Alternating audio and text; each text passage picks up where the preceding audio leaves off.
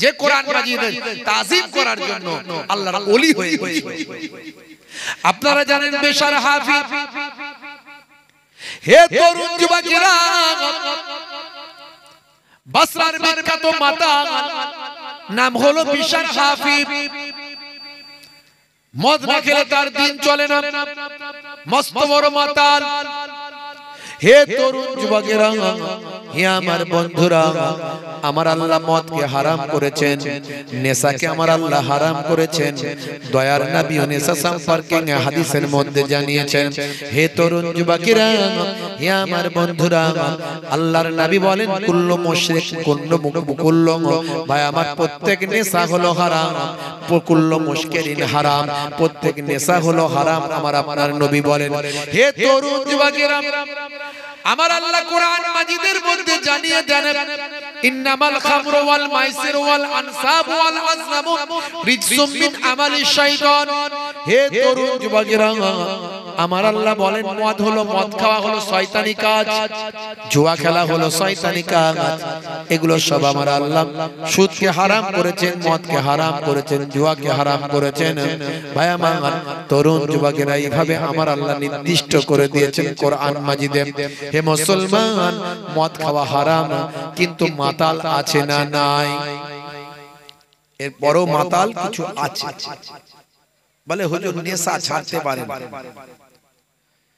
ভাইরা আমার, তরুণ যুবকেরা আমার, মদ এমন একটা জিনিস মানুষকে নেশাগ্রস্ত করে তোলে, হিতাহিত জ্ঞান থাকে না। ইন্টারনেটে ভাইরাল আপনি দেখবেন, জায়গার নাম হলো ব্রাজিল। হে তরুণ যুবকেরা, হে আমার বন্ধুরা, এই ব্রাজিলে দেখতে পাওয়া যায়, ইন্টারনেটে ভাইরাল হয়েছে একজন মাতাল মদ খাওয়ার পরে তার শরীর বেসামাল, সে আর দাঁড়াতে পারে না, সে আর চলতে পারে না, হাঁটতে পারে না, এবার জমিনে পড়ে যাবে। ইন্টারনেটে দেখা যাচ্ছে, ভাইরাল হয়েছে, আমার কাছে ভিডিওটা এক ভাই পাঠিয়েছে। হে তরুণ যুবকেরা, হে আমার বন্ধুরা, এমন সময় দেখা যায় তার একটা পোষা ষাঁড় ছিল, ষাঁড়, পোষা ষাঁড়। সেই ষাঁড়টি তখন সেখানে ছিল। মাতাল মালিককে পেছন থেকে ঠেলে গোতা মেরে মেরে মেরে মেরে সেই ষাঁড়টি তার বাড়ির দিকে নিয়ে আসছে, আর সেও আনন্দের সঙ্গে নিজে না চলে ষাঁড় ধাক্কা মারলে তবে সে চলে। এইভাবে চলতে চলতে চলতে চলতে সে তার বাড়ির দিকে যায়। ইন্টারনেটে এই ভিডিওটা ছড়িয়ে পড়েছে, সারা পৃথিবীর মানুষ, কোটি কোটি মানুষ দেখছে আর মন্তব্য করছে যে মাতালের থেকে ষাঁড় ভালো, ওর বুদ্ধি বেশি। বুঝতে পারছেন? তাহলে মাতাল হয়ে গেলে ওর থেকে ষাঁড়ের বুদ্ধি বেশি হয়ে যায়, কথা ঠিক না? এই জন্য আমার আল্লাহ হারাম করেছে মদ খাওয়া। কিন্তু তৎকালীন যুগেও মাতাল ছিল। হে তরুণ যুবকেরা, জায়গার নাম হলো বসরা। বসরার বিখ্যাত মাতাল হলেন হযরতে বিশার হাফিজ, যিনি পরবর্তীকালে আল্লাহর ওলি হয়ে গিয়েছিলেন। বিশার হাফিজ মদ না খেলে দিন তার কাটে না। ভাইরা আমার, তরুণ যুবকেরা আমার, মুরব্বিয়ানেরা, মদ খেয়ে তিনি বেঘর হয়ে পড়ে থাকেন প্রতিদিন। একদিন দেখতে পাওয়া যায় মদখানায় যাওয়ার সময় আল্লাহর কালামুল্লাহ পাক বিসমিল্লাহির রহমানির রহিম এই দোয়াটা, এই আল্লাহর কালামটা জমিনে পড়ে আছে। তিনি চিন্তা করলেন, হায় রে হায়, আমি তো মুসলমান ঘরের সন্তান, আমি মাতাল হতে পারি, কিন্তু আল্লাহর কালাম জমিনে পড়ে আছে, আমার আল্লাহর মোবারক নাম জমিনে পড়ে আছে, রহমান রহিম নামটা জমিনে পড়ে আছে, দয়ালু মেহেরবান নামটা জমিনে পড়ে আছে। আমি মুসলমান ঘরের সন্তান, কেমন করে আল্লাহর নাম ছেড়ে দিয়ে আমি চলে যাব? হে তরুণ যুবকেরা, হে আমার বন্ধুরা, হে আমার মুরব্বিয়ানেরা, শুনে রেখে দিন বাবা। এমন সময় বিশার হাফিজ জমিন থেকে আল্লাহর নামটা তুললেন। ভালো করে ধুলোগুলো পরিষ্কার করলেন, ময়লাগুলো মুছে দিলেন, পরিষ্কার করে দিলেন, ময়লাগুলো মুছে দিয়ে পরিষ্কার করে দিয়ে চিন্তা করলেন কামা হাক্কুহু, যেমন হক, যেমন আল্লাহর নামের ইজ্জত করা দরকার তেমন আমি করতে পারলাম না। হে তরুণ যুবকেরা, হে আমার বন্ধুরা, চলে গেলেন বিসার হাফিজ, বাজারে চলে গেলেন, বাজারে গিয়ে আতর কিনলেন, খুশবু কিনলেন, আতর লাগালেন, খুশবু লাগালেন, মাদুলি কিনলেন, মাদুলিতে ভরে মোম দিয়ে কালো কার দিয়ে নিজের গলায় ঝুলিয়ে নিলেন। চিন্তা করলেন এবার আমি আমার আল্লাহর নামের তাজিম করেছি, এবার আমি আল্লাহর নামের সম্মান করেছি, এবার আমি মদ খেতে পারি বলে আবার মদ খেয়ে ফ্ল্যাট। সেই জামানার সবচেয়ে বড় আল্লাহর ওলি, হে তরুণ যুবকেরা, সেই জামানার আল্লাহর সবচেয়ে বড় মাহবুব বান্দা হযরত হাসান বসরি রাহমাতুল্লাহ আলাইহি, আল্লাহর নবীদের কাছে আল্লাহ নবুয়ত দেন, রাসূলদের কাছে রিসালাত দেন, আল্লাহর ওলি বান্দাদের কাছে আমার আল্লাহ ইলহাম দেন। হে তরুণ যুবকেরা, হে আমার মুরব্বিয়ানেরা, শুনে রেখে দিন বাবা, জেনে রেখে দিন বাবা, হে মুসলমান একটু খেয়াল করুন। এমন সময় হযরত হাসান বসরি হুজুরের কাছে আমার আল্লাহ ইলহাম দান করলেন, ইলহাম দিয়ে বললেন, হে হাসান বসরি, যাও যাও যাও, মদখানা একজন আমার মাহবুব বান্দা পড়ে আছে, সে মাতাল হতে পারে কিন্তু তার নামটা আমি আল্লাহ আমার মাহবুব বান্দাদের খাতায় তুলে দিয়েছি। যাও যাও হে হাসান বসরি, চলে যাও, তাকে গিয়ে সংবাদটা দিয়ে দাও, তাকে গিয়ে জানিয়ে দাও, ইয়া বিশরকাত তাইয়্যিব তাইসমি ওয়া আনা তাইয়্যিব ইসমুকা ফিদ দুনিয়া ওয়াল আখিরা। হে বিসার, তুমি আমার আল্লাহর নামটাকে জমিন থেকে তুলে ময়লা মুক্ত করেছো, পরিষ্কার করে দিয়েছো। আমি আল্লাহ তোমার নামটাকে মদখানা থেকে তুলে নিয়ে গুনাহ মুক্ত করে দিয়েছি।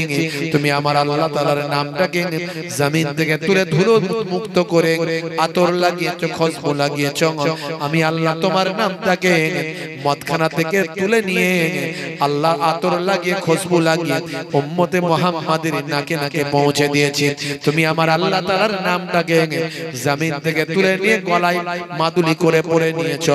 আমার আল্লাহ তোমার নামটাকে মদখানা থেকে তুলে নিয়ে আল্লাহ ওলি বান্দাদের খাতায় লিখে দিয়েছে। হযরত বিসার হাফিজ কাছে গিয়ে মদখানায় দরজার সামনে গিয়ে ডাক দিলেন, গিয়ে বিসার হাফিজ বড় মাতাল, তাকে সবাই জাগিয়ে জুগিয়ে দিল। তিনি আস্তে আস্তে এলেন, এসে বলেন, কি ব্যাপার হুজুর, আপনার মতো ওলি আল্লাহ আমার মতো মাতালের কাছে কেন? আল্লাহর ওলি তাকে সব বললেন। বাবা বিসার, এই গলার মাদুলিটা কোন হুজুর দিয়েছে? বলে, আমি নিজেই বানিয়েছি হুজুর। এই ব্যাপার। আল্লাহর মাহবুব বান্দা বললেন, যাও, তোমার নামটাকে আল্লাহ ওলি আল্লাহদের খাতায় তুলে দিয়েছেন। আল্লাহ তোমার এই কাজটাকে এত ভালোবেসেছেন। হে বিসার, তুমি কি এখনো মদখানায় পড়ে থাকবে? এই খবর পাওয়ার পরে আমি হাসান বসরি এসেছি তোমার কাছে। বিসার তওবা করলো, হুজুরের হাতে হাত দিয়ে বায়াত হলো। হুজুর গোসল শিখিয়ে দিলেন, ওযু শিখিয়ে দিলেন, নামাজ শিখিয়ে দিলেন। পরবর্তীকালে বিসার হাফিজ আল্লাহর ওলি বান্দা হয়ে গিয়েছিলেন। জোরে হবে না? সারা জীবন তিনি খালি পায়ে চলতেন, জুতো আর পায়ে দিতেন না। এই জন্য তাকে হাফি বলা হয়। হাফি কথার অর্থ হলো নঙ্গা পায়ের চলনে ওয়ালে, যিনি খালি পায়ে চলে। তাকে লোকে জিজ্ঞাসা করতে, হুজুর আপনার জন্য জুতোর ব্যবস্থা করি, আপনি জুতো পরুন, খালি পায়ে কেন চলেন? এত গরমে কষ্ট হয়। বলে, বাবা, যে আল্লাহর নামের আদব করার জন্য আল্লাহ আমাকে ওলি আল্লাহর দরজায় পৌঁছেছেন, সে আল্লাহর নাম আবার কোথায় পড়ে থাকবে? আমি জুতো পায়ে দিয়ে যদি মারিয়ে ফেলি, বিয়াদবের খাতায় আমার নাম উঠে যাবে। দেখেছেন আল্লাহর কালামের কত ইজ্জত। আল্লাহর কোরআন রোগ মুক্তির শিফা, রোগের ঔষধ।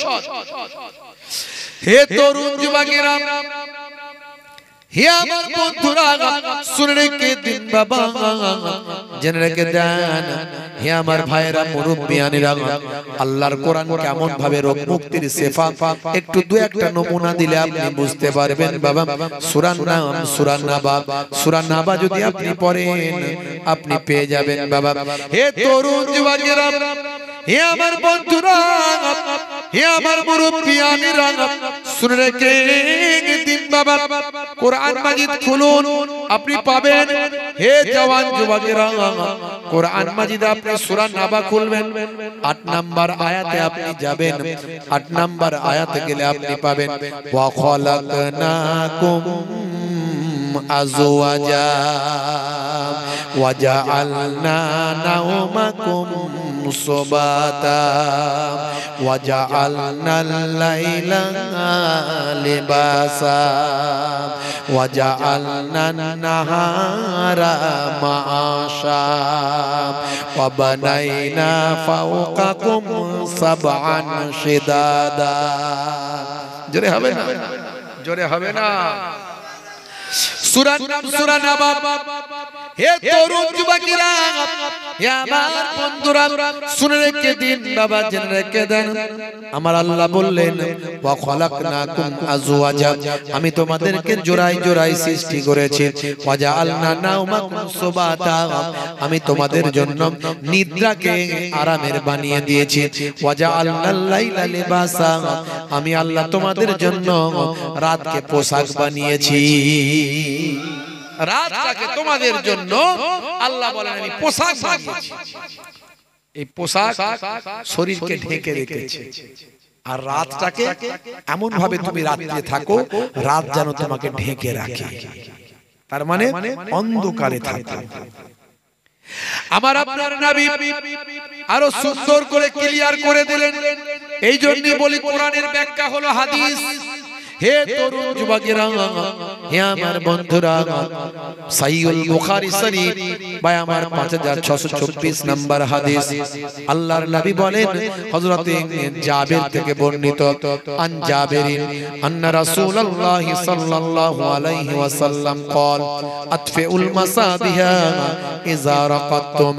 হে তরুণ যুবকেরা, হে আমার বন্ধুরা, হযরতে জাবের থেকে হাদিসটা বর্ণিত। আল্লাহর নবী বলেন, যখন তোমরা ঘুমাতে যাবে তখন তোমরা লাইটটা রাতে বন্ধ করে দেবে, অন্ধকারে ঘুমাও।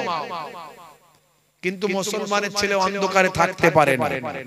বলে হুজুর লাইট বন্ধ করলে গেছো ভূত, পানিতে ভূত, রোগা ভূত, মোটা ভূত, উড়ন্ত ভূত, ডুবন্ত ভূত, যত রকমের ভূত আছে সব একসঙ্গে মিটিং করে গলা টিপতে আসে।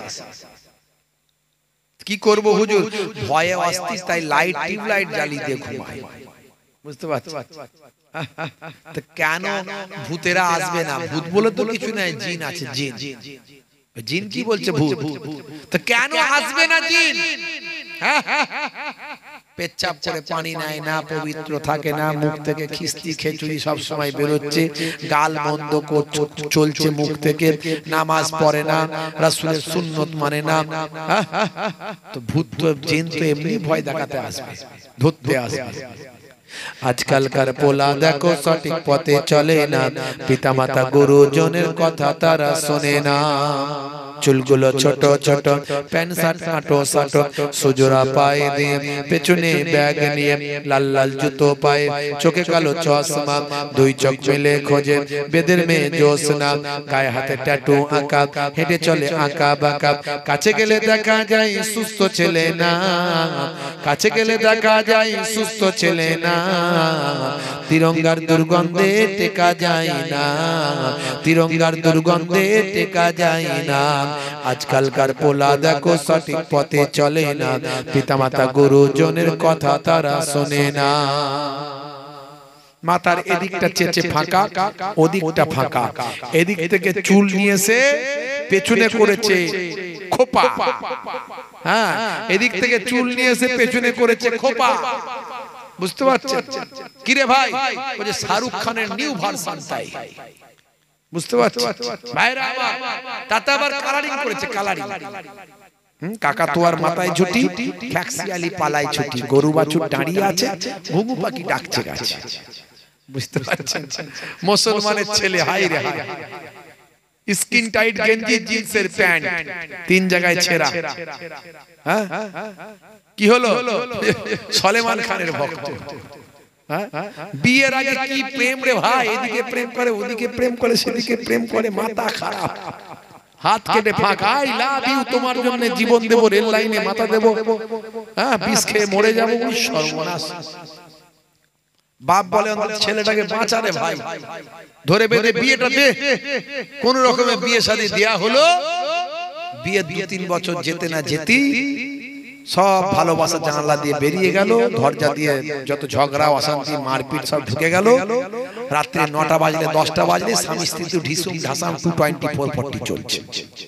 বুঝতে পারছি? কি হলো রে? এত প্রেম ছিল গেল কোথা? বলে সব পেরিয়ে চলে গেছে, প্রেম আর নাই। সলেমান খানের কাছ থেকে প্রেম শিখেছে তো, সে তো বিয়ে করে 60 বছর বয়স, এখনো বিয়ে করে না, তার কাছ থেকে প্রেম শিখলে এর আর প্রেম কেমন হবে? ওই রকমই তো হবে। কথা ঠিক না? নবী শিখিয়েছিলেন প্রেম। বিয়ের পরে প্রেম, বিয়ের আগের প্রেম হারাম। বিয়ের আগের প্রেমটা হলো অবৈধ প্রেম, এটা হলো হারাম। বিয়ের পরের প্রেমটা হলো হালাল। এই প্রেমটা করলে সওয়াব আছে, নেকি আছে। যতক্ষণ স্বামী স্ত্রীতে প্রেম করবে, আল্লাহর রহমত ওই ঘরে নাজিল হবে। কিন্তু সব হয়ে গেছে উল্টো। গেছো ভূত, মাটিতে ভূত, পানিতে ভূত, উড়ন্ত ভূত, ডুবন্ত ভূত, এমনি তো আসবে। কথা ঠিক না ভুল? সব তো উল্টো চলছে। হ্যাঁ, নবী বলেছিল বিয়ের পরে প্রেম, স্বামী স্ত্রীতে প্রেম করো। নবী বলেছিল দেখো, মা আয়েশা যেখানে মুখ লাগিয়ে পানি পান করেছে, আমি সেখানে মুখ লাগিয়ে পানি পান করেছি। কেমন প্রেম শেখাচ্ছে নবী? নবী কেমন প্রেম শেখাচ্ছে? আল্লাহর নবী বলছেন ইয়াকুনু ফি মাহানাতে আহলিহি। আল্লাহর নবী মাঝে মাঝে ঘরে স্ত্রীদের সঙ্গে রান্নায় সহযোগিতা করতেন। রান্নার হাতলটা একটু নেড়ে দিতেন, একটু আলুটা, তখন তো ওখানে আলু নাই, অন্য কিছু, আমাদের এখানে আলু। বুঝতে পারছেন? একটুখানি রান্নায় সহযোগিতা করতেন। ওয়া কুম্বুল বাইতাম, মাঝে মাঝে ঘরটা নবী আমার ঝাড়ু দিতেন। ওয়া ইয়াহমিলু বিজাতিন মিনাস সুক, নবী আমার বাজারে চলে যেতেন, বাজারটা মাঝে মাঝে নিজে হাতেই করে নিয়ে আসতেন। কত বড় সাহেব হয়েছেন, ডাক্তার সাহেব, মাস্টার সাহেব, উকিল সাহেব, অ্যাডভোকেট সাহেব, হুজুর সাহেব, পীর সাহেব, মাওলানা সাহেব, মুফতি সাহেব, যত বড়ই সাহেব হন, নবীর থেকে বড় সাহেব কেউ ছিল না, আর হয়নি, আর হবে না। তা আমার নবী যদি এই কাজগুলো করতেন, স্ত্রীর সঙ্গে রান্নায় সহযোগিতা করতেন, বলে হুজুর এত ওয়াজ ছেড়ে দিয়ে এই ওয়াজটা ধোয়ার দরকার কি ছিল? সকালবেলা তো আমাদের বউগুলো এবার ধরবে আমাদেরকে। কই গো ফুলটুসির আব্বা, এই তো ছোট হুজুরের নাতি পিনগর হুজুরের পোতা বলল নবী নাকি মাঝে মাঝে ঘর ঝাড়ু দিত, স্ত্রীর সঙ্গে কাজ করে দিত, একটু করে দাও না আমার সঙ্গে হেল্প। বলতেই তো পারে, বললে অসুবিধা কোথায় আছে? হাতে সময় থাকলে একটু করলে সমস্যা কি? আচ্ছা বলুন তো, স্ত্রীর সঙ্গে যদি একটু রান্নায় সহযোগিতা করেন, মাঝে মাঝে ঘরটা ঝাড়ু দেন, প্রেম বাড়বে না কমবে? মারাত্মক বাড়বে। ফেভিকল আটা বোঝেন তো? হ্যাঁ, বুড়ো বুড়ি হয়ে যাবেন, প্রেম কিন্তু নষ্ট হবে না, প্রেম নষ্ট হবে না। ভাইরা আমার, তরুণ যুবকেরা আমার, মুরব্বিয়ানেরা আমার, আমার নবী প্রেম শিখিয়েছে। হে জওয়ান যুবকেরা, আল্লাহর নবীর তরিকা মানো, নবীর সুন্নতের পথে চলো, আল্লাহর কোরআনকে বিশ্বাস করুন। সেই কোরআন মাজিদ বলছে যখন তুমি ঘুমাবে রাতের বেলা, অন্ধকার রাতটাকে তুমি তোমার পোশাক বানিয়ে নাও। আল্লাহর নবীর হাদিস বলছে রাতের বেলা যখন ঘুমাবে আলোটা বন্ধ করে দাও। 1450 বছর আগে কোনো প্যাথোলজি ছিল না, কোনো বাবা সেই সময় ভাই আমার কোন রকম কোন ল্যাবরেটরি ছিল না, কোন রকম যন্ত্রপাতি ভাই আমার ব্যারোমিটার, থার্মোমিটার, মাইক্রোস্কোপ, স্টেথোস্কোপ ভাই আমার কোন রকম এক্সরে মেশিন, ইসিজি নেমেছে আল্ট্রাসাউন্ড। হে তরুণ যুবকেরা, কোন রকম যন্ত্রপাতি সে সময় ছিল না, নাসা ছিল না, ইসরো ছিল না। 1450 বছর আগে আল্লাহর কোরআন নবীর হাদিস কত সত্য একবার ভাবুন। আল্লাহ সত্য, কোরআন সত্য, নবীর হাদিস সত্য, নবী সত্য, তার প্রমাণ একটুখানি মিলিয়ে নেন। যত বিজ্ঞানের ডেভেলপমেন্ট হচ্ছে তত আল্লাহর কোরআন আর নবীর হাদিস সত্য বলে প্রমাণিত হচ্ছে। হে তরুণ যুবকেরা, হে আমার বন্ধুরা, আজকের বিজ্ঞানের গবেষণায় দেখা যায় মাথা থেকে 5 ধরনের, কম বেশি 5 ধরনের হরমোন বের হয়। মাথা থেকে 5 ধরনের কম বেশি হরমোন মিশ্রিত হয়। তার মধ্যে একটা হরমোন, এই হরমোনটা মানুষ যখন ঘুমিয়ে থাকে, গভীর ঘুমে যখন আচ্ছন্ন থাকে, চোখ যখন সিগন্যাল দেয় ব্রেনকে যে অন্ধকার আছে ঘরটা, এবার তুমি তোমার হরমোনটা নিশ্চিত করো।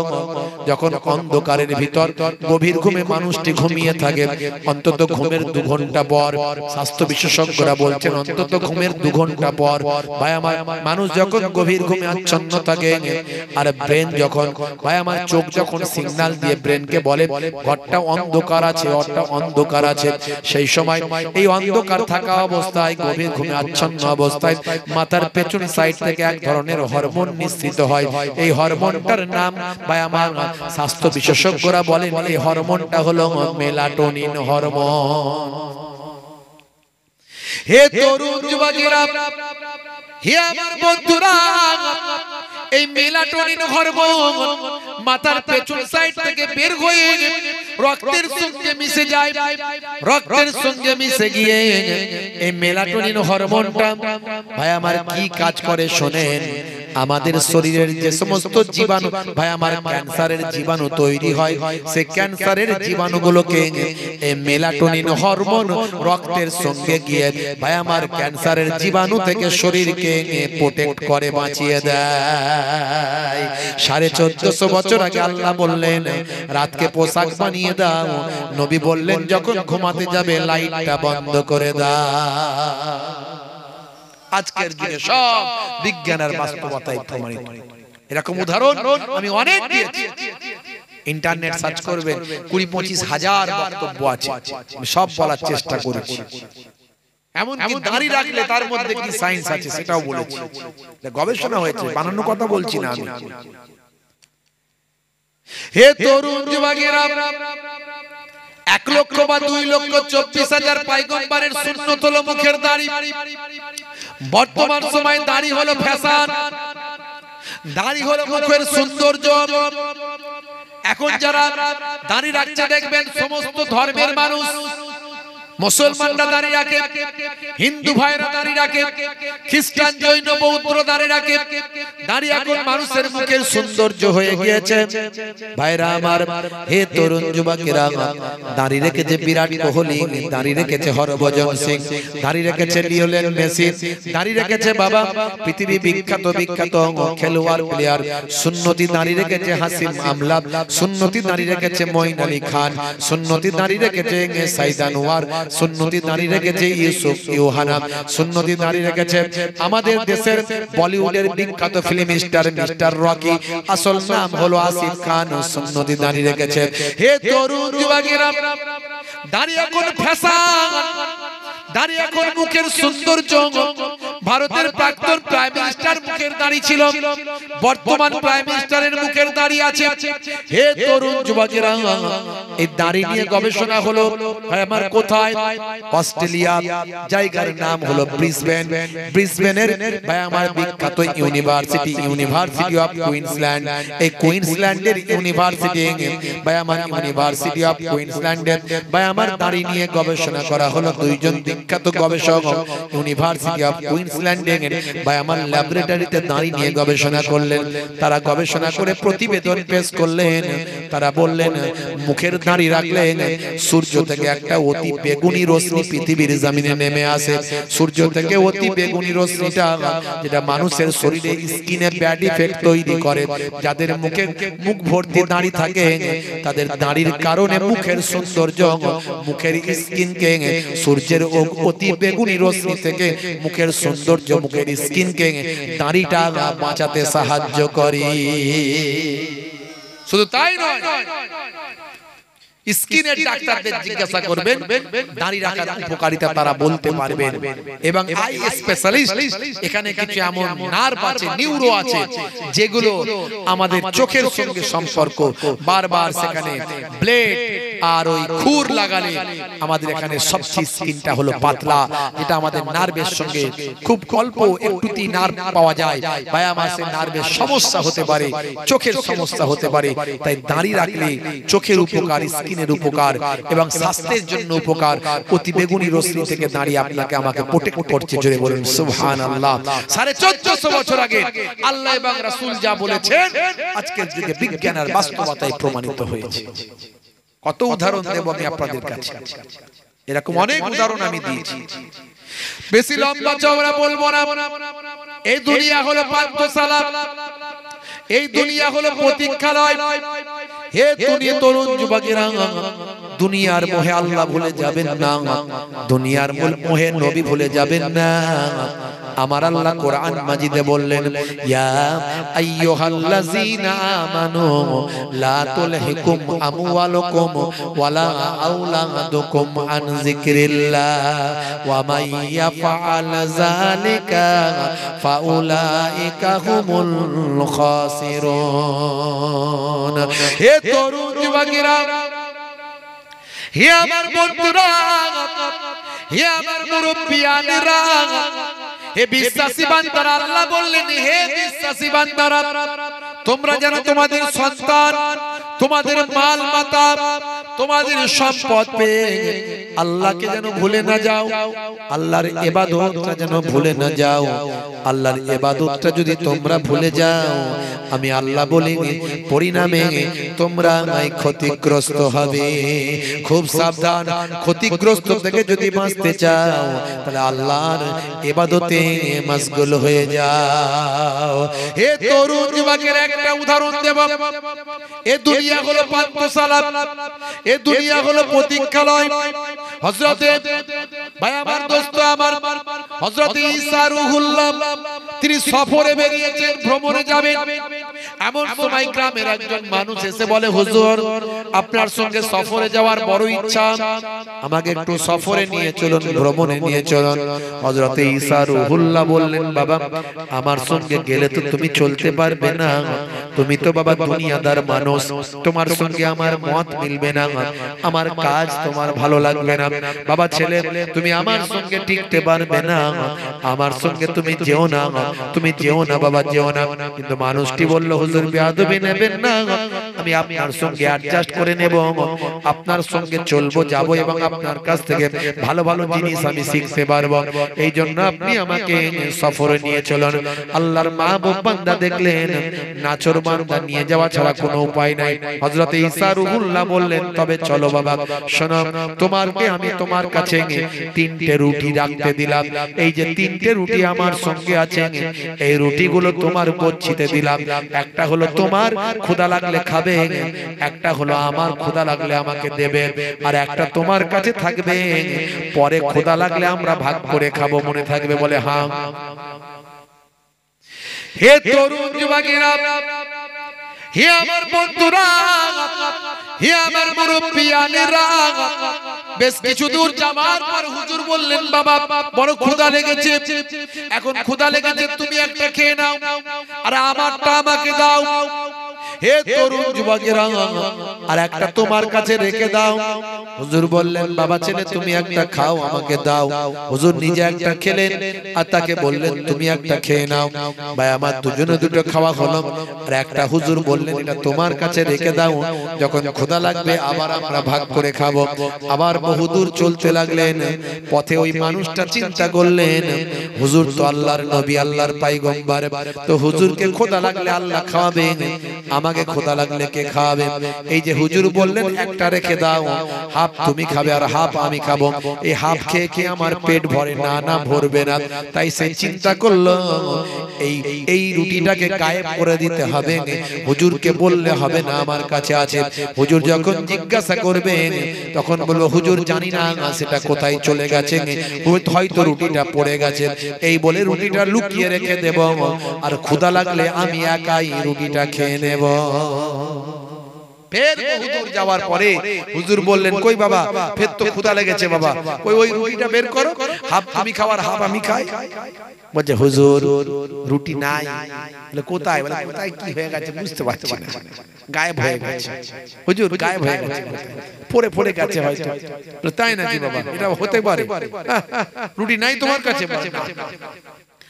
আল্লাহর নবী ঈসা রূহুল্লাহকে আল্লাহ অনেক ক্ষমতা দিয়েছিলেন হে তরুণ যুবকেরা হযরত ঈসা রূহুল্লাহ আমার আল্লাহ এমন নিয়ামত দিয়েছিলেন তিনি জন্মান্ত ব্যক্তির চোখে যদি হাত বুলাতেন আল্লাহর কুদরতি ক্ষমতা ঈসা নবীর দোয়ায় তার হাতের ওসিলায় আমার আল্লাহ জন্মান্ত ব্যক্তির জন্মের চোখখানা ফিরিয়ে দিতেন কোন কুষ্ঠরোগী মানুষ যদি ঈসা নবীর কাছে আসতো হযরত ঈসা রূহুল্লাহ তার গায়ে একটু হাতটা বুলিয়ে দিলেন ঈসা নবীর দোয়ায় তার হাতের ছোঁয়ায় কুষ্ঠরোগীর কুষ্ঠরোগ আমার আল্লাহ ভালো করে দিতেন হে তরুণ যুবকেরা কার বাড়িতে কি রান্না হয়েছে হযরত ঈসা নবী বলে দিতেন বাবা তোমার বাড়িতে এইটা আজকে রান্না হয়েছে মানুষ অবাক হয়ে যেত হুজুর কি করে বললেন আমার আল্লাহ আমাকে বলিয়ে দিয়েছেন তাই বলছি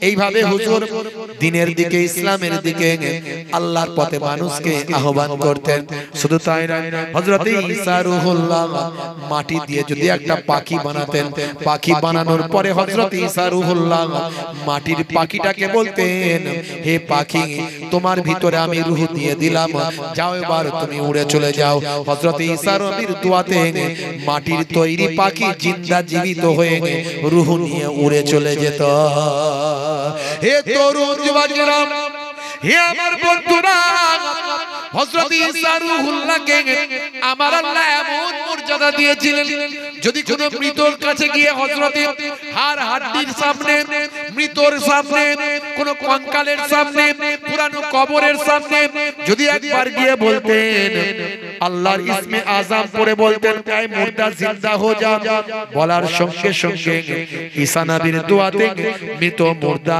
জিন্দা জীবিত হয়ে দাঁড়িয়ে যেত জোরে হবে না আল্লাহ এই মর্যাদা ঈসা নবীকে দিয়েছিলেন ঈসা নবী কি জানতে পারবেন না বেটা নাকি লুকিয়ে দিয়ে এখন বলছে রুটি নাই এত বড় পয়গম্বর তুমি বুঝতে পারবে না বলছে বেটা বুঝতে পেরেছি তুমি দুনিয়াদার পাক্কা লোক আমি জানি ওইজন্য আনতে চাইছিলাম না ঠিক আসবে বলে জেদ করলে বাধ্য হয়ে নিয়ে এলাম বটে আরে রুটিটাকে গায়েব করে দিলে ঠিক আছে দেখছি হে তরুণ যুবকেরা হে আমার বন্ধুরা হযরত ঈসা রূহুল্লাহ একটা মরুভূমির উপর দিয়ে যখন যাচ্ছিলেন বলে দাঁড়াও বাবা একটু দাঁড়িয়ে গেলেন হুজুর কি করবে বলে দাঁড়াও না বাবা এমন সময় হাতে করে তিনটে ঢিলা তৈরি করলেন ঢিপি তৈরি করলেন ইটের মতো সাইজ তৈরি করলেন ইটের মতো সাইজ তিনটে আলাদা আলাদা বাচ্চারা খেলে দেখবেন মাটি দিয়ে বালি দিয়ে খেলে ভাই আমার ঢিলা ঢিলা আর কি বলে ঢিপি ঢিপি তৈরি করে ইট মতো তৈরি করলেন তিনটে করে বলেন আল্লাহ আমি ইট মতো তৈরি করেছি ঢিপি তৈরি করেছি তুমি এই তিনটে ইটকে সোনা বানিয়ে দাও বলার সঙ্গে সঙ্গে হযরত ঈসা নবীর দোয়াতে তিনটে সোনার ইট তৈরি হয়ে যায় হে তরুণ যুবকেরা এই ঘটনা দেখে দুনিয়াদার মানুষটি এবার লোভ লালসায় মত্ত হয়ে গেল সর্বনাশ সোনার ইট আমার সামনে হুজুর বললেন বাবা চিন্তা করো না তোমার এই ইট দেখে নিতে ইচ্ছা করছে বলে হ্যাঁ হুজুর ইচ্ছা তো করবি সোনার ইট বলে কথা বলে যাও বাবা তোমাকে একটা আমি ইট দিয়ে দিলাম সোনার ইট তোমাকে একটা দিলাম একটা ইট আমার জন্য রাখলাম আর একটা রুটি যার কাছে আছে তাকে আমি দেব বলার সঙ্গে সঙ্গে পেছন সাইড থেকে বের করে বলে হুজুর এই হলো রুটি ধরা পড়ে গেল হুজুর বলেন বাবা বলেছিলাম না আমার সঙ্গে থাকতে পারবে না বাবা আমার কাজকর্ম পছন্দ হবে না তোমার মতো মানুষ তো আমি নই বাবা তুমি তোমার মতো চলবে আমি আমার মতো চলবো তোমাকে বারণ করেছিলাম শুনলে না ঠিক আছে রুটি যখন দেখিয়ে দিয়েছো এই নাও, যার কাছে রুটি তার একটা ইট বলেছিলাম তোমাকে দিয়ে দিলাম, আর আমার সোনার ইটটাও আমার লাগবে না বাবা, আমার এসব পছন্দ না, আমার কি কাজে লাগবে বাবা, নাও আমি তোমাকে দিয়ে দিলাম। তিনটে ইটি হুজুর দিয়ে দিলেন, দিয়ে বললেন যাও তুমি তোমার রাস্তা দেখো, আমি আমার রাস্তা দেখি, তোমাকে বলেছিলাম তুমি আমার সঙ্গে থাকতে পারবে না। ভাইরা আমার, তরুণ যুবকেরা আমার, মনে কোনো দুঃখ নাই। যদি সেরকম মানুষ হতো, মনে দুঃখ হতো, হুজুরের কাছ থেকে আমাকে তাড়িয়ে দিচ্ছেন হুজুর, কিন্তু মনে কোনো দুঃখ না, কারণ সে তো পাক্কা দুনিয়াদার মানুষ, তার মধ্যে দিনদারি বলে কিছু ছিল না। তাই সে তিনটে যখন সোনার ইট পেয়ে গেল, তখন সে আনন্দে আত্মহারা হয়ে গেল। সে চিন্তা করলো আমার 10 পিঁড়ি বসে বসে খাবে, আমার গাড়ি বাড়ি জমি জায়গা সব হবে, এই তিনটে ইট নিয়ে যদি আমি বাড়ি পর্যন্ত পৌঁছাতে পারি। হে তরুণ যুবকেরা, হে আমার বন্ধুরা, হযরত ঈসা রূহুল্লাহ চলে গেলেন অন্যদিকে, আর ওই মানুষটা নিজের বাড়ির দিকে চলতে লাগলো। হে জওয়ান যুবকেরা, পথ দিয়ে আসছিল দুটো ডাকাত, ঘোড়ার উপর সওয়ার হয়ে হাতে তলোয়ার নিয়ে দুইজন ডাকাত ওই পথ দিয়ে আসছে। এমন সময় রাস্তায় ওই মানুষটিকে দেখতে পেয়েছে, চিন্তা করলে মানুষটিকে সার্চ করে দেখবো তার কাছে কি আছে। যখনই নেমে বলল কি আছে বের করে দাও, এই দুনিয়াদার মানুষটা চালাক মানুষ ছিল, চিন্তা করলো ঝামেলা বাড়িয়ে লাভ না, মরতে তো হবে, তার আগে বাঁচার জন্য যেটুকু যা করা দরকার করতে হবে। সেই সময় সে বলল, হে ডাকাত দলেরা, আমাকে মেরো না, আমি ঈসা নবীর সঙ্গে ঝুট ঝামেলা করে তিনটে সোনার ইট নিয়ে বাড়ি যাচ্ছিলাম, এক কাজ করো, আমাকে তোমরা মেরো না, ঝগড়া লড়াই করে কোনো লাভ নাই, এসো দুজনকে তোমাদের দুটো সোনার ইট দিয়ে দিলাম, অন্তত একটা সোনার ইট আমার কাছে রাখতে দাও। ডাকাত দল চিন্তা করলো যে না চেয়ে ঝগড়া ঝামেলা মারপিট না করেই যখন দিয়ে দিচ্ছে, তো ঠিক আছে ছেড়ে দাও, ওর কাছে একটা থাকুক, আমরা দুজন দুটো নিই, তো চলে যাই। তাহলে চলে যাচ্ছিল, এখন ওই লোকটা আবার দুনিয়াদার লোক, পাকা বেশি, চিন্তা করলো আমি চলে যাব, আবার একটা কোনো ডাকাত ফাকাত আসবে, ফিরে সে এটাও নিয়ে নেবে, তো এদেরকে যদি আমার বডিগার্ড বানাই তাহলে মনে কাজ হবে। অতি চালাকের বলে না গলায় দড়ি, এখন বললো এদেরকে যদি আমার বডিগার্ড বানাই তাহলে খুব কাজে হবে।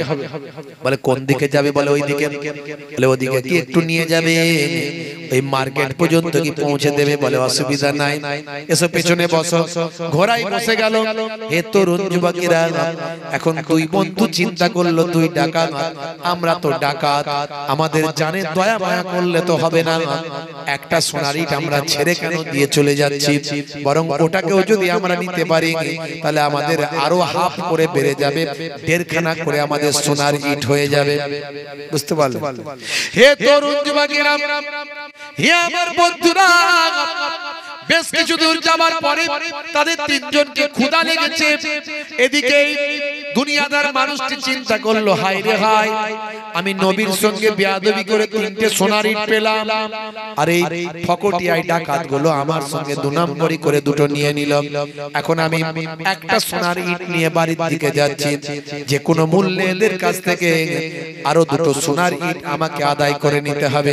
তাই সেও একটা প্ল্যান তৈরি করলো, মনে মনে চিন্তা করলো এদেরকে খাবার খাওয়াবার নাম করে মার্কেটে যাব, মার্কেট থেকে খাবার নিয়ে এসে বিষ মেশানো খাবার খাইয়ে এদেরকে হত্যা করে আমি আরো দুটো সোনার ইট মোট তিনটে নিয়ে বাড়ি চলে যাব।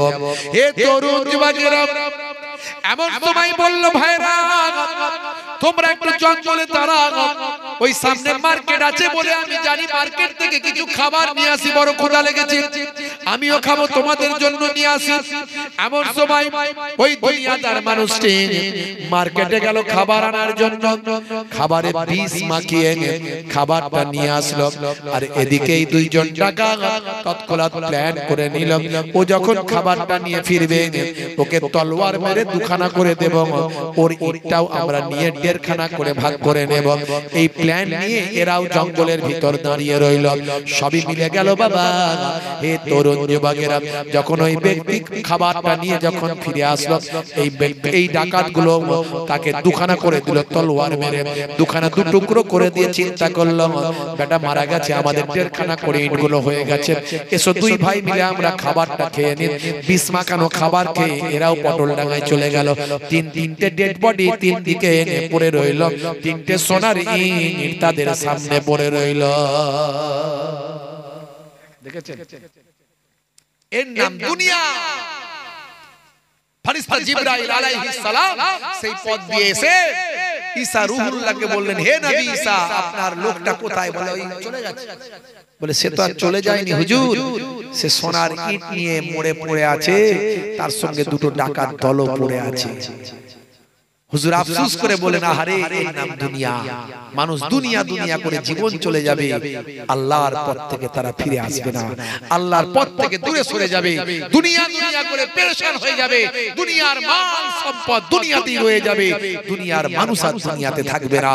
কিতাবের মধ্যে এসেছে আদ-দুনিয়া মাজরাতুল আখিরা, দুনিয়াটা হলো আখিরাতের শস্য ক্ষেত্র। এখানে আপনাকে কন্ট্রোল করতে হবে, দুনিয়ার মায়া মহব্বত ভালোবাসা ত্যাগ করে আল্লাহর নৈকট্য হাসিল করতে হবে, দয়ার নবীর সুন্নতের তাবেদারি করতে হবে। বন্ধুরা আমার, আজ প্রতিজ্ঞা করুন আমরা নামাজি হব।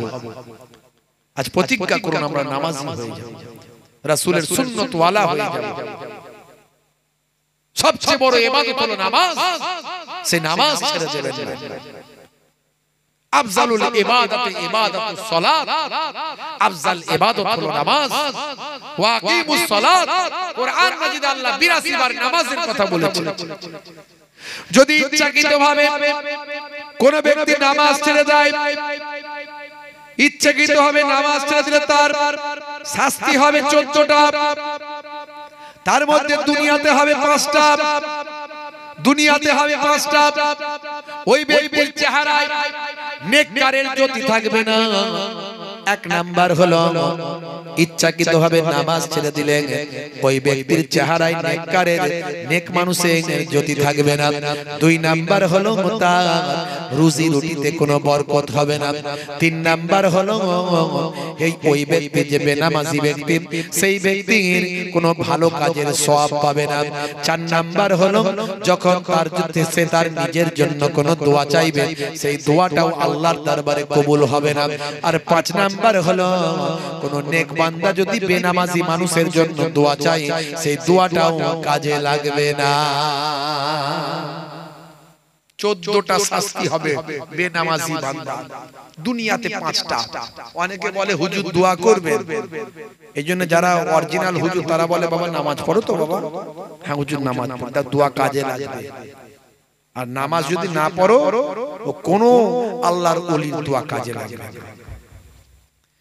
তাহলে বেনামাজি বান্দা, হে মায়েরা বোনেরা, হে যুবকেরা, তরুণীরা, শুনে রেখে দেন, বেনামাজি ইচ্ছাকৃত হবে যারা নামাজ ছেড়ে দেয়, হে যুবক, হে যুবক, 14টা শাস্তি আল্লাহর নবীর হাদিস থেকে পাওয়া যায়। তার মধ্যে দুনিয়াতে হলো 5টা।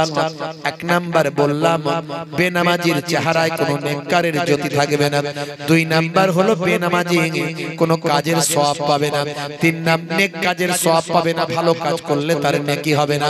3 নাম্বার হলো বেনামাজি নিজের জন্য যেটা দোয়া চাইবে সে দোয়া কাজে লাগবে না। 4 নাম্বার ওই বেনামাজির ভাই আমার তার জন্য কোন মানুষ যদি ভালো কোনো দোয়া চায়, সেই দোয়াটাও কবুল হবে না। হে তরুণ যুবকেরা, বেনামাজির কোনো জীবন জীবিকায় বরকত থাকবে না।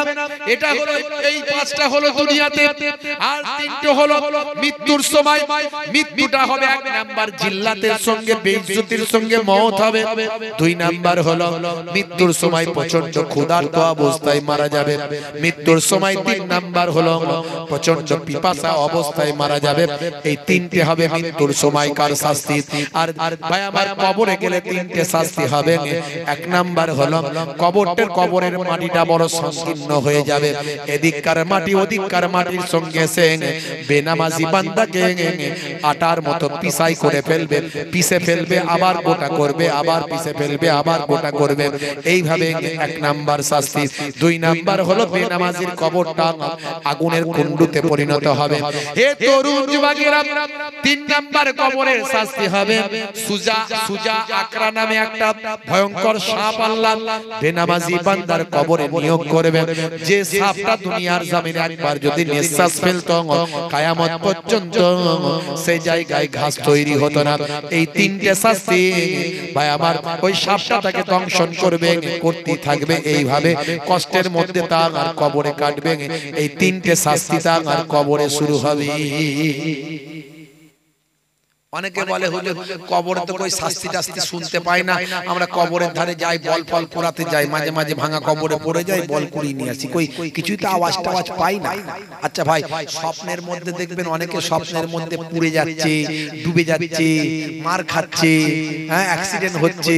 আচ্ছা এটা কি অন্য কেউ বুঝতে পারে? পারে না। ওই যে স্বপ্নের মধ্যে পাচ্ছে ঘুমন্ত অবস্থায় সেই কষ্টটা অনুভব করে, ওই কবরে গেলে যে শাস্তি পায় সেই অনুভব করবে, আর কেউ বুঝতে পারবে না। কিয়ামতের দিনে তিনটে শাস্তি হবে। একটা হলো ভাই আমার দোস্ত আমার, কিয়ামতের দিনে তাকে অনেক জিল্লাতের সঙ্গে রাখা হবে। হে তরুণ যুবকেরা, হে আমার মুরব্বিয়ানেরা, কিয়ামতে তার হিসাবটা বড় কঠিনের সঙ্গে নেওয়া হবে। কঠিন হিসাব হবে এক নাম্বার। দুই নাম্বার হলো আমার আল্লাহ তার উপর অসন্তুষ্ট থাকবেন, নারাজ থাকবেন কিয়ামতের দিনে, এটা হলো দুই নাম্বার। আর তিন নাম্বার হলো ফারিস্তারা টানতে টানতে বড় অপমানের সঙ্গে জাহান্নামের ভিতরে ঢুকিয়ে দেবে। এই তিনটে কিয়ামতে দিনে শাস্তি হবে। হে মুসলমান, ইচ্ছাকৃতভাবে নামাজ ছেড়ে দিলে তার 14টা শাস্তি হবে, মনে রাখবে। নামাজ ছেড়ে দেবেন না। 82 বার আল্লাহ নামাজের কথা বলেছে। ওয়াকিমুস সালাত, নামাজ কায়েম করো, নামাজ কায়েম করো। শুধু নামাজ পড়লে হবে না, কায়েম করতে হবে। বাপ নামাজ পড়ে, সন্তান পড়ে না, স্ত্রী নামাজ পড়ে, স্বামী পড়ে না, ছেলে নামাজ পড়ে, ভাই নামাজ পড়ে, বোন নামাজ পড়ে না।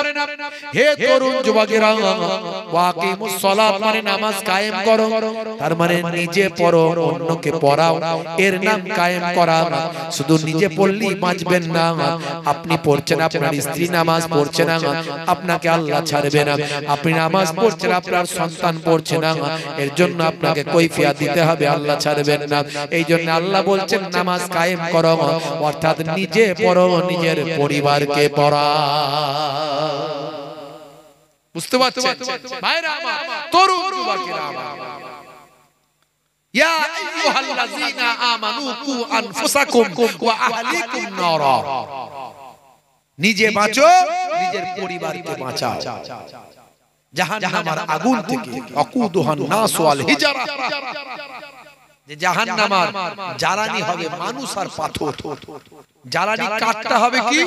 মানুষ আর পাথর দিয়ে জ্বালানিটা হবে। সেই জাহান্নাম থেকে বাঁচতে আল্লাহ বলেছেন কোরআন মাজিদে। সেই নামাজের সময় হলে নামাজ ছাড়বেন না বাপ, নামাজের টাইম হলে নামাজ ছেড়ে দেবেন না। ওয়াক্ত যে হলো ওযু করো, মসজিদে চলো, খোদার হুকুম পালন করো, নামাজটা পড়ো। ওয়াক্ত যে হলো ওযু করো, মসজিদে চলো, দিন রাত 5 ওয়াক্ত নামাজ পড়লে পাবে ভাই জান্নাত। জোরে হবে না? জোরে হবে না? ফজরের সময় হলে মসজিদে যাও তুমি চলে, থেকো না বিছানায় শুয়ে, খোদা দেন রহমত ঢেলে। জোরে হবে না? আসরের ওয়াক্তটা এলে অপচয় সময় না করে, মসজিদে যাও তুমি চলে, আমল নামা ডান হাতে পাবে। এশার সময় হলে অবহেলা না তুমি করে, নামাজে যাও তুমি চলে, হাসরে মুক্তি পাবে। ওয়াক্ত যে হলো ওযু করো মসজিদে চলো, খোদার হুকুম পালন করো নামাজটা পড়ো। ওয়াক্ত যে হলো ওযু করো মসজিদে চলো, দিন রাত 5 ওয়াক্ত নামাজ পড়লে পাবে ভাই জান্নাত। নানা জান ছোট হুজুর পীর কেবলা রাহমাতুল্লাহ আলাইহি বলতেন, বাবা কি দিয়ে বোঝালে বুঝবে বলো? ঝোড়া আর কোদাল দিয়ে বোঝালে বুঝবে বাবা? ঝোড়া আর কোদাল দিয়ে বোঝাবো? নানা জান বলতেন, মুরব্বী মানুষদের মনে থাকবে। আর আমার দাদা জান মায়াপুর পীরনগরী হুজুর কেবলা বলতেন, বাবা দিনে রাতে 24 ঘন্টায়, দিনে রাতে 24 ঘন্টায় 12 মিনিট করে সময় দিলে 5 12 60 1 ঘন্টা, 1 ঘন্টা নামাজে দাও। 1 ঘন্টা নামাজে দিলে আল্লাহ তোমার 23 ঘন্টা কামিয়াবি করে দেবে। আল্লাহ নিজেই বলছেন, হে মুয়াজ্জিন বলো হাইয়া আলাস সালাহ, এসো নামাজের দিকে এসো। বলে না বলে না? হাইয়া আলাস সালাহ,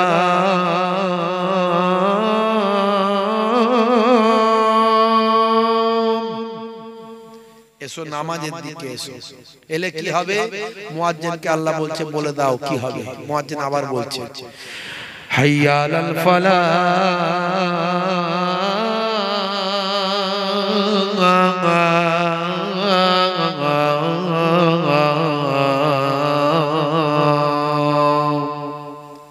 নামাজে এলে আমি আল্লাহ বলছি তুমি কামিয়াবি পাবে।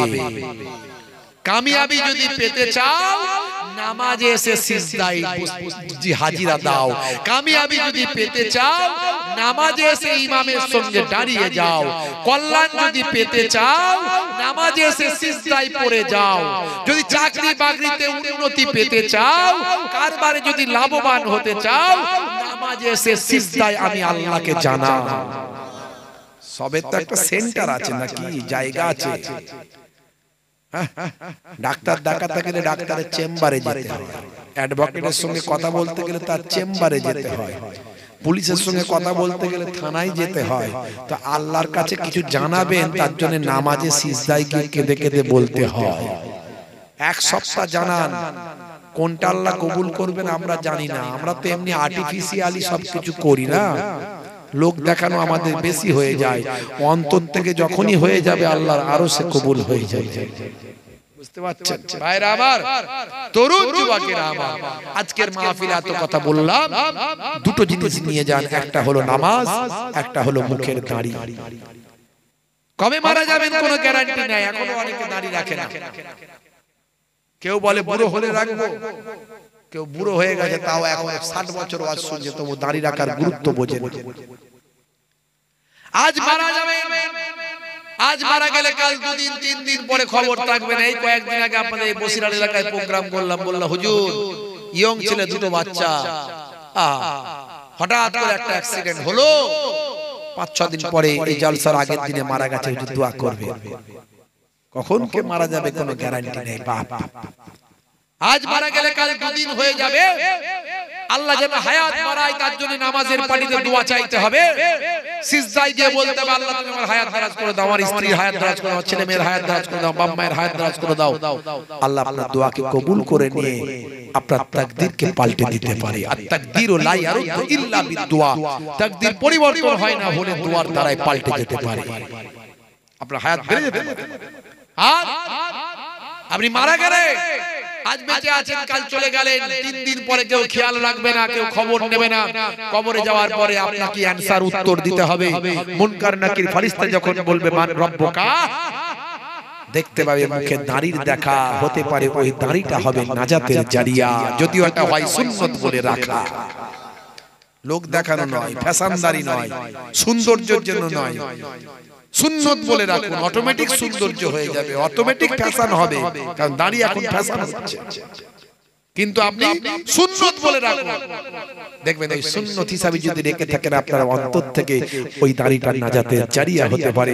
কবরে গেলে কোনো সুন্নত দেখা যাবে না, একটা সুন্নত দেখা যাবে মুখের দাড়ি। জোরে বলুন সুবহানাল্লাহ। সে দাড়িটা রাখুন বাপ। হে যুবকেরা, ছোট ছোট করে রাখুন, বড় রাখতে বলছি না। আমি মুহিবুল্লাহ হুসাইনির মতো রাখতে গেলে অনেকটা ঈমানের দম থাকা দরকার। এই যে মাওলানা সাহেবের মতো দাড়ি রাখতে গেলে অনেকটা ঈমানের দম দরকার, তবে রাখতে পারবে, নাহলে পারবে না। বুঝতে পারছো? হ্যাঁ। আর অন্তত ছোট ছোট করে রাখো, ঈমানের শক্তি বেড়ে গেলে তখন বড় দাড়ি রাখবে। এখন ছোট ছোট রাখো, এই অবস্থায় কবে মরে যাবে কোনো গ্যারান্টি নাই, কবে মারা যাবে কোনো গ্যারান্টি নাই। অন্তত কবরে যাওয়ার পরে ওই দাড়িটা নাজাতের জারিয়া হয়ে যেতে পারে। ভাইরা আমার, তরুণ যুবকেরা আমার, এই দুনিয়া পান্থশালা, এই দুনিয়া প্রতীক্ষালয়। এখানে যেমন কাজ করবে তেমন তার ফলটা কিয়ামতের দিন আল্লাহ দেবে। পৃথিবীর মানুষ, আল্লাহ বলছেন বাল তুসিরুনাল হায়াতাদ দুনিয়া ওয়াল আখিরাতু খায়রুন ওয়া আবকা। এই দুনিয়া হলো ক্ষণস্থায়ী, পরকাল হলো চিরস্থায়ী। সে চিরস্থায়ী জায়গার জন্য ভাবো। বাবা মার, আপনাদের খেদমত থেকে বিদায় নেব। যাওয়ার আগে একটুখানি বলবো, দুটো জিনিস নিয়ে বাড়ি ফিরবেন। একটা হলো নামাজ, একটা হলো সবচেয়ে বড় সুন্নত মুখের দাড়ি। এই দুটো জিনিস করলে 70 থেকে 90% অন্যায় অপরাধ আপনার কাছ থেকে সরে এমনি চলে যাবে, আর আপনি এমনি সঠিক পথে পরিচালিত হতে পারবেন। জি হ্যাঁ, এই দুটো কাজ করুন। আর আজকের এই পাক মাহফিলের জন্য একটুখানি সাদকা করুন, দান করুন। দান করলে কোনোদিন কমবে না, আল্লাহ বাড়িয়ে দেবেন। দানের বিনিময়ে আল্লাহ আপনার মালের হেফাজত করে দেবেন। কোরআন মাজিদ কখনো মিথ্যা নয়। সে কোরআন মাজিদে আল্লাহ বলছেন মান জাআ বিল হাসানাতি ফালাহু আসরু আমসালিহা। বান্দা এক দেবে, আমি আল্লাহ তোমাকে 10 দেব। জোরে বলুন সুবহানাল্লাহ। একটু খাতা পেন নিয়ে বসেন ভাইরা আমার। তাহলে এই পাক মাহফিলের জন্য ফি সাবিলিল্লাহ দিলে কমবে না। আল্লাহর নবী বলেছেন বুখারী শরীফের হাদিস, ইন্নামাল আমালু বিন্নিয়াত, নিয়তের উপর আমল হয়। আপনি নিয়ত করে দান করেন। আপনার বাপ কবরে, মা কবরে, দাদা কবরে, দাদি কবরে, নানা নানি কবরে, আত্মীয় স্বজন কবরে, তাদের মাগফিরাতের জন্য আল্লাহর নবী বলেন তারা ডুবন্ত অবস্থায় গুনার সাগরে পড়ে হাবুডুবু খায়। দুয়ার আশা করে মিন আবিদ, নিজের বাপের নিকটে, নিজের মায়ের নিকটে, আও আখির নিজের ভাইয়ের নিকটে, আও সাদিকিন নিজের বন্ধুর নিকটে। দুনিয়ার মধ্যে কেউ যদি তাদের জন্য সামান্য দান করে দেয়, সাদকা করে দেয়, নবী বলেন সেটা কাল জাবালে রহমতের পাহাড় করে আল্লাহ পৌঁছে দেয়। ভাইরা আমার, ফি সাবিলিল্লাহ, আল্লাহকে খুশি করার জন্য 8 জন ভাইকে চাইবো। জান্নাত হলো 8টা। আপনাদের পীরের ঘরের আওলাদ, 2 খানদানের ছিটেফোঁটা রক্ত আমার শরীরে আছে। চারিদিক থেকে, সব দিক থেকে কুরাইশ খানদানের রক্ত। বাপের দিক সালাত ওয়া তাসলিম। সম্মানীয় উপবিষ্ট আপনাদের এলাকার গর্ব, আপনাদের ঘরের সন্তান, যোগ্য আলেম, যোগ্য বক্তা মুহতারাম আমার ভাই পাশে বসে আছেন। বহু দূর দূরান্তে তিনি জলসায় যান আল্লাহ করে, মাশাআল্লাহ। আমার পূর্বে ওয়াজ করে গেলেন জনাব হযরত মাওলানা জুলফিকার আলী সাহেব, যোগ্য আলেম, মাশাআল্লাহ, যোগ্য সুন্দর ওয়াইজ, ওয়াজ নসিহত করলেন। গ্রামের ইমাম সাহেব, মাওলানা সাহেব, তারা হয়তো 2-4 কথা করে আলোচনা করেছেন, বলেছেন। আমি আপনাদের খেদমতে, আপনাদের ভাই, আপনাদের খেদমতে এসেছি। ফুরফুরা দরবার শরীফ ছোট হুজুর পীর কেবলা রাহমাতুল্লাহ আলাইহির মেয়ে ছেলে নাতি, মায়াপুর পীরনগরী হুজুর পীর কেবলা রাহমাতুল্লাহ আলাইহির ছেলে পৌত্র, 2 দরবারের, 2 খানদানের মেহমান হয়ে মুসাফির হালাতে সে হরিণখোলা দরবার শরীফ থেকে বহু দূর থেকে আপনাদের খেদমতে এসেছি। কিছু সময়ের জন্য আলোচনা করে আপনাদের খেদমত থেকে বিদায় নেব। আজকের জলসা দেওয়ার উদ্দেশ্য হলো একটাই, উদউ ইলা সাবিলি রাব্বিকা বিল হিকমাতি ওয়াল মাউইজাতিল হাসানা। তোমরা মানুষকে ইসলামের দিকে আহ্বান করো, ডাকো সুন্দর উপদেশ, সুন্দর কৌশলের দ্বারা। ইসলামের দিকে ডাকতে হবে, আল্লাহর পথে ফিরে আসতে হবে। এ দুনিয়া হলো ক্ষণস্থায়ী, পরকাল হলো চিরস্থায়ী। আল্লাহ কোরআন মাজিদে বলেছেন বাল তুসিরুনাল হায়াতাদ দুনিয়া ওয়াল আখিরাতু খায়রুন ওয়া আবকা। এই দুনিয়া হলো তোমাদের জন্য অল্প দিনের ক্ষণস্থায়ী, আর পরকাল হলো চিরস্থায়ী। সেখানে আর মৃত্যু হবে না।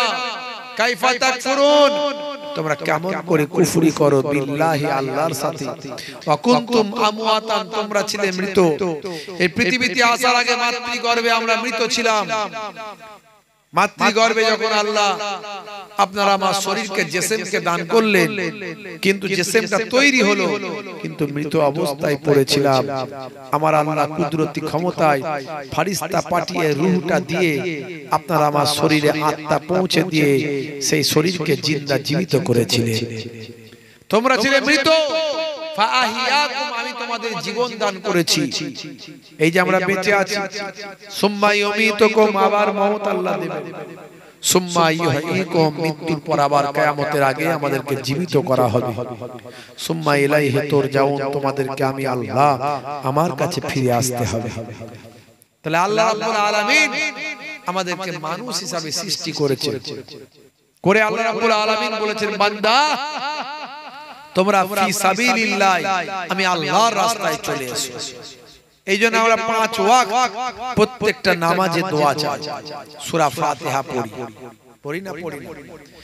হে তরুণ যুবকেরা, হে আমার বন্ধুরা, শুনে রেখে দিন বাবা, জেনে রেখে দেন, আমি আপনি সূরা ফাতিহায় 5 ওয়াক্ত প্রত্যেকটা নামাজে দোয়া চাই, প্রত্যেকটা ওয়াক্তে আমরা দোয়া চাই।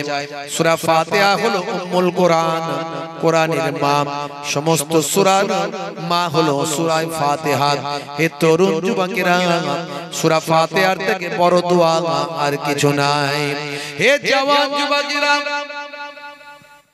আপনার জবান পবিত্র রেখে, আপনার শরীর পবিত্র রেখে এই দোয়া পড়ে আপনি যেটাই ফুঁক দেবেন, ইনশাআল্লাহ আল্লাহ এই দোয়ার খাতিরে, আপনার জবানের দোয়ার খাতিরে আল্লাহ কাজ দেবেন, ফায়দা দেবেন।